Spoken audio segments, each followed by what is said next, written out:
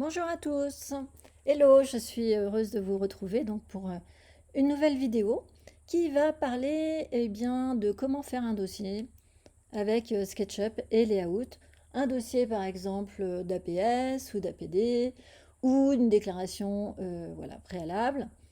Donc beaucoup de choses souvent qui ne sont pas utilisées avec SketchUp ou Layout et pourtant c'est vrai que c'est vraiment un logiciel quand on s'en sert de manière professionnelle qui peut donner de très très bons résultats.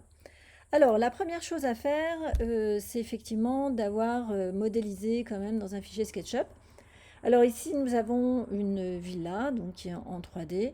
On ne va pas se servir aujourd'hui de la 3D mais on a préparé aussi pour pouvoir faire ce dossier, eh bien, le projet du rez-de-chaussée, le projet ici du rez-de-chaussée, pardon, en 2D.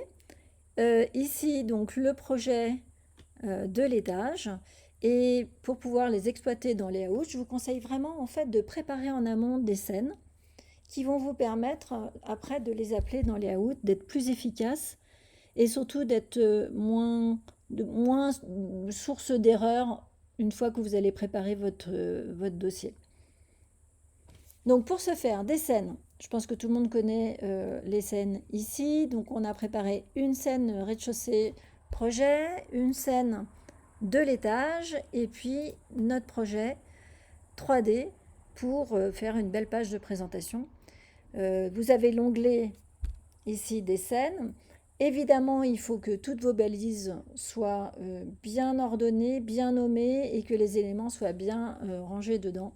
Donc ça, c'est très important quand on gère ce genre de projet et si on veut un résultat final qui soit impeccable. La dernière chose, il va falloir enregistrer votre dossier dans un fichier, dans un dossier qui ne bougera pas. Parce que après, il va avoir une synergie avec Layout.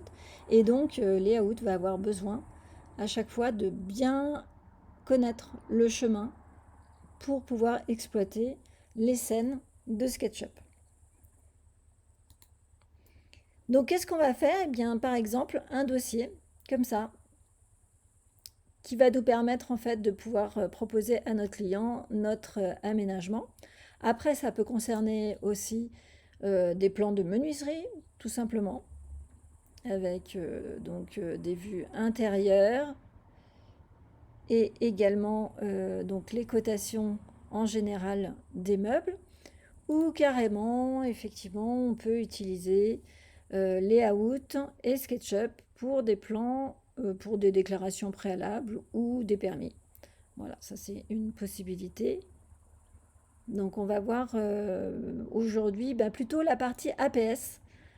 Commençons par quelque chose de simple. Donc je vous retrouve dans Layout dans quelques secondes.